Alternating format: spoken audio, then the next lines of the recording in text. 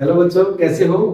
आज हम national income के बारे में डिस्कस करेंगे। Value added method, income method और एक्सपेंडिचर मेथड। लास्ट वीडियो में हमने किया कि भाई बेसिक जो कंसेप्ट थे हमारे कि जीडीपी एट एमपी से एनडीपी एट एमपी कैसे निकालना है, जीडीपी एट एमपी से जीएनपी एट एमपी कैसे निकालना है, या जीएनपी एट एफसी कैसे निकालना है, जीडीपी एट एमपी से हमें एनडीपी एट एफसी कैसे निकालना है, तो एनडीपी एट एफसी कैसे निकालना है। तो पिछली वीडियो में हमने ये सीखा था, बेसिक था, जो हमारा बेसिक सीखना बहुत जरूरी था। अगर वो नहीं सीखते हैं हम तो आप समझ लीजिए कि हम आज नेशनल इनकम कैलकुलेट नहीं कर पाएंगे।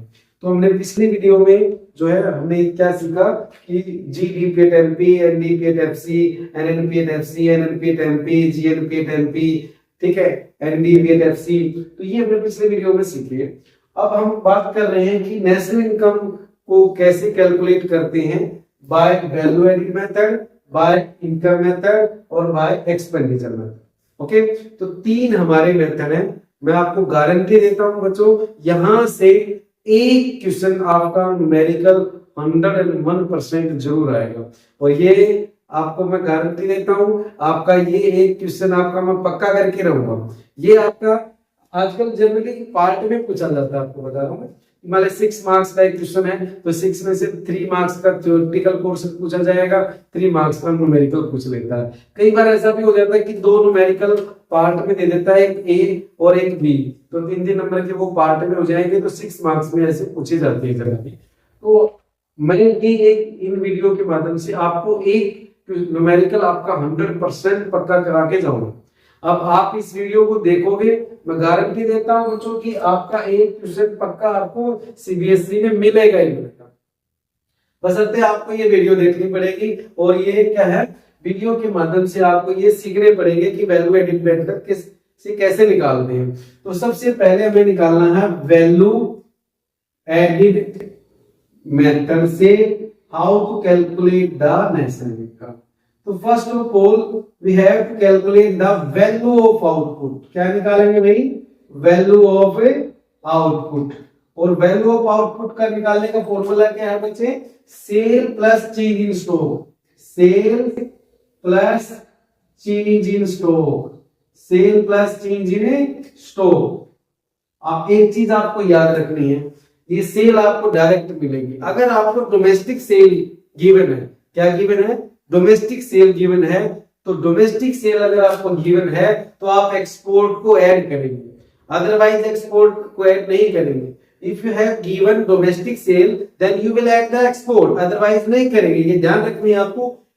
सेल अगर आपको डायरेक्ट सेल गिवन है और एक्सपोर्ट भी गिवन है तो एक्सपोर्ट को ऐड नहीं करेंगे। एक्सपोर्ट कब ऐड होगा? जब आपको डोमेस्टिक सेल गिवन होगी। ओके, तो हमारा एक्सपोर्ट भी एक तरह का सेल ही होता है, बट वो कब ऐड होगा? जब हमें डोमेस्टिक सेल गिवन है। तो ये आपको याद रखना है। तो चेंज इन स्टॉक कैसे निकालते हैं? चेंज इन स्टॉक का फॉर्मूला क्या होता है भाई? चेंज इन स्टॉक का फॉर्मूला क्या होगा बच्चे? Closing stock minus opening stock. क्या होगा चेंज इन स्टॉक का formula? Closing stock minus opening stock. ये याद रखना है, closing stock minus opening stock. ठीक है, कई बार गलती से हम क्या कर देते हैं, ओपनिंग स्टॉक माइनस क्लोजिंग। तो याद रखना है क्लोजिंग में से ओपनिंग घटाएंगे, closing stock minus opening stock. उसके बाद हमें निकालना है gross value added at MP. Gross value added at MP, इसी को हम बच्चे क्या बोलते हैं? GDP at MP. क्या बोलेंगे? GDP at MP. और जीडीपी एट एमपी का हमारा फॉर्मूला होता है value of output, value of output minus IC. यो आईसी मतलब क्या होता है? Intermediate consumption. IC means intermediate consumption. और इंटरमीडिएट कंजम्पशन के 3 नाम है। इंटरमीडिएट कंजम्पशन मिलेगा, या आपको इंटरमीडिएट कॉस्ट भी मिल सकती है, या परचेज ऑफ रॉ मटेरियल। अगर ये दोनों गिवन नहीं है तो परचेज ऑफ रॉ मटेरियल के हमारा क्या होता है? इंटरमीडिएट कंजम्पशन होता है। तो इंटरमीडिएट कंजम्पशन को हम राष्ट्रीय आय में शामिल नहीं करते हैं। ठीक है, ये हम बाद में पढ़ेंगे। ड्यू टू डबल काउंटिंग की वजह से हम इसको शामिल नहीं करते हैं, वो हम थ्योरेटिकल पोर्शन में पढ़ेंगे। फिलहाल हम न्यूमेरिकल की बात कर रहे हैं, फॉर्मूले की बात कर रहे हैं। तो उसके बाद हमें निकालना है net value added at MP, और इसी को हम बोलते हैं एनडीपी एट एमपी। क्या बोलेंगे बच्चे? NDP at MP. तो हमारा फॉर्मूला क्या होगा, grow value of output minus intermediate consumption. आपको पता है कि ग्रोथ से जब नेट पे आते हैं तो डेप्रिसिएशन को क्या करते हैं, माइनस करते हैं। तो इसको हम यूं भी लिख सकते हैं कि value of output minus IC और माइनस डेप्रिसिएशन। अब आपको पता होगा डेप्रिसिएशन के दो नाम और भी हैं, कौन कौन से हैं, डेप्रिसिएशन और रिप्लेसमेंट ऑफ फिक्स कैपिटल और कंजम्पशन ऑफ फिक्स कैपिटल। ये याद रखना है आपको। आपको डायरेक्ट डेप्रिसिएशन नहीं मिलेगा, आपको कंजम्पशन ऑफ फिक्स कैपिटल मिलेगा या फिर आपको रिप्लेसमेंट ऑफ फिक्स कैपिटल मिलेगा। तो नेट वैल्यू एडिट एमपी में से अगर निकालना है तो एडिट एमपी निकाला है तो value of output minus IC minus depreciation. इसको हम यूं भी लिख सकते हैं, sale plus closing stock minus opening stock minus IC minus depreciation. ठीक है, क्योंकि यहां तक हमारा क्या होता है, sale plus closing stock minus opening stock, हमारा यहाँ तक क्या होता है, वैल्यू ऑफ आउटपुट ही होता है। तो वैल्यू ऑफ आउटपुट गिवन है तो माइनस आईसी माइनस डेप्रिसिएशन करेंगे, और अगर वैल्यू ऑफ आउटपुट गिवन नहीं है तो सेल गिवन है और क्लोजिंग और ओपनिंग स्टॉक गिवन है, तो sale plus closing stock minus opening stock minus IC minus depreciation. Sorry, उसके बाद हमें निकालना net value added at FC.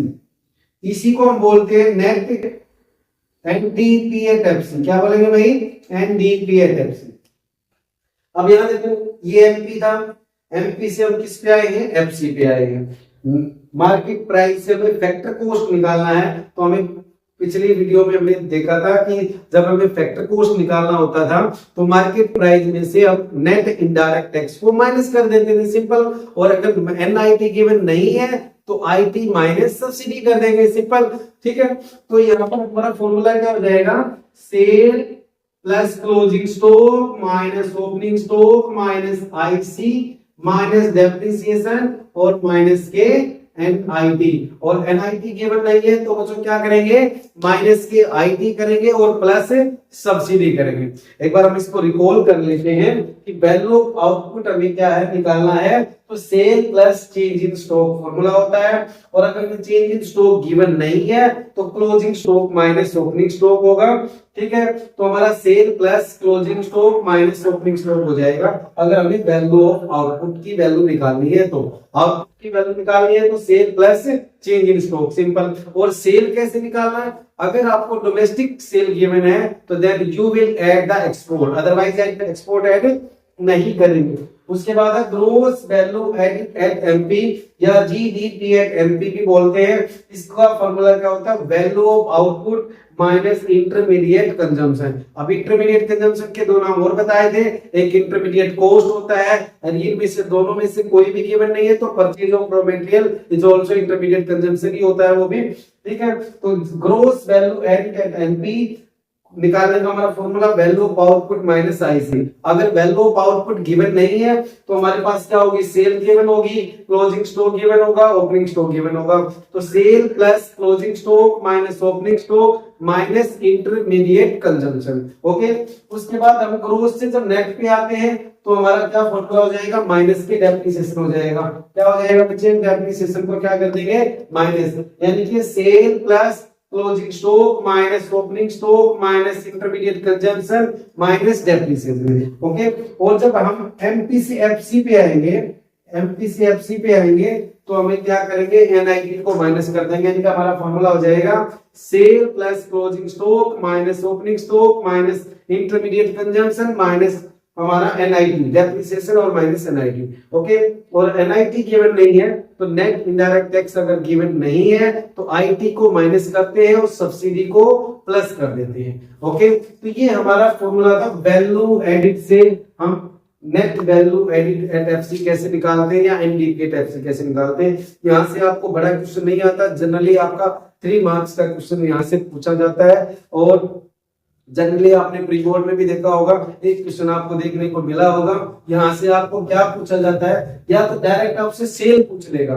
ND type सी आपको गिवन होगा, सेल पूछ लेगा। तो ये सारे इधर आके क्या हो जाएंगे, प्लस वाले माइनस हो जाएंगे, माइनस वाले प्लस हो जाएंगे, साइन विल चेंज। और अगर आपको आईसी पूछे तो या तो आईसी पूछेगा या सेल पूछेगा, इस तरीके से जनरली वो इनडायरेक्टली क्वेश्चन आपसे पूछा जाता है। ठीक है, तो नेक्स्ट वीडियो में हम इनकम मेथड करेंगे, और तब तक थोड़ा सा इंतजार आप करें।